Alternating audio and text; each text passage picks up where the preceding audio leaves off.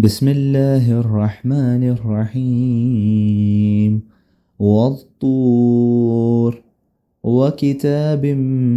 مسطور في رق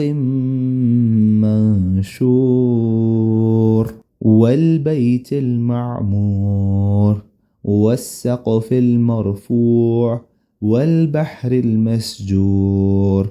إن عذاب ربك لواقع ما له من دافع يوم تمور السماء مورا وتسير الجبال سيرا فويل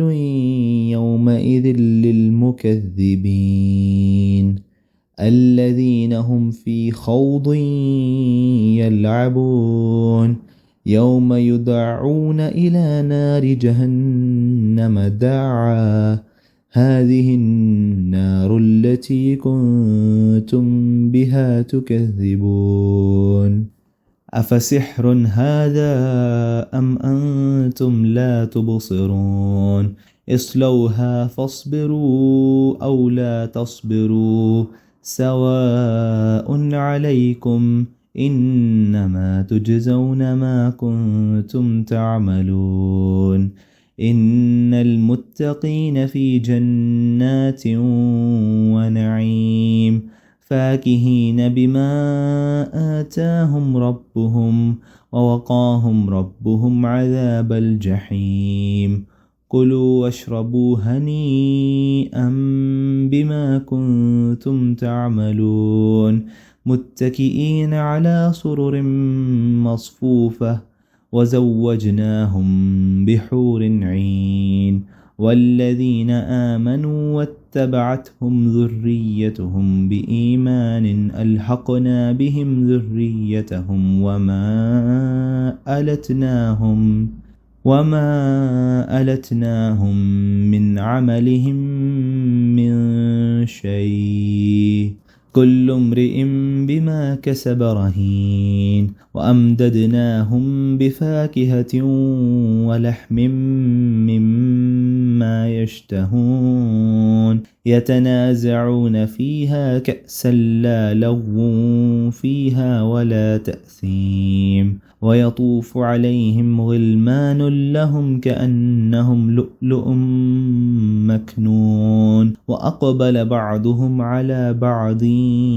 يتساءلون قالوا إنا كنا قبل في أهلنا مشفقين فمن الله علينا ووقانا عذاب السموم إنا كنا من قبل ندعوه إنه هو البر الرحيم فذكر فما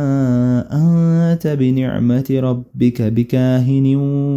ولا مجنون أم يقولون شاعر نتربص به ريب المنون قل تربصوا فإني معكم من المتربصين أم تأمرهم أحلامهم بهذا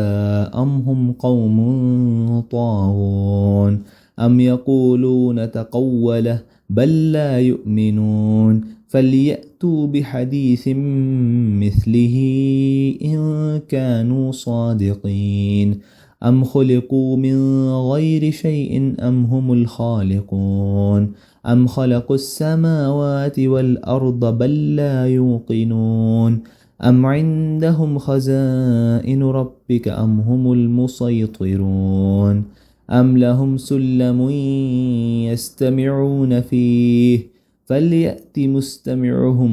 بسلطان مبين أم له البنات ولكم البنون أم تسألهم أجرا فهم من مغرم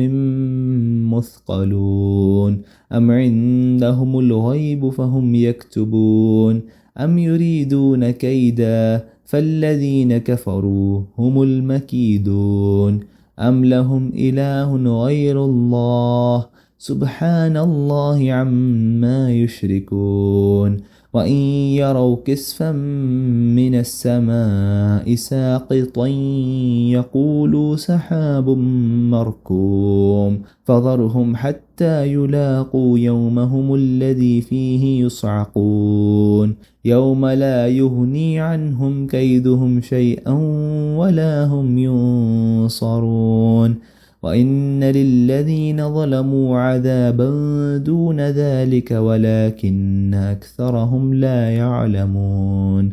واصبر لحكم ربك فإنك بأعيننا وسبح بحمد ربك حين تقوم ومن الليل فسبحه وإدبار النجوم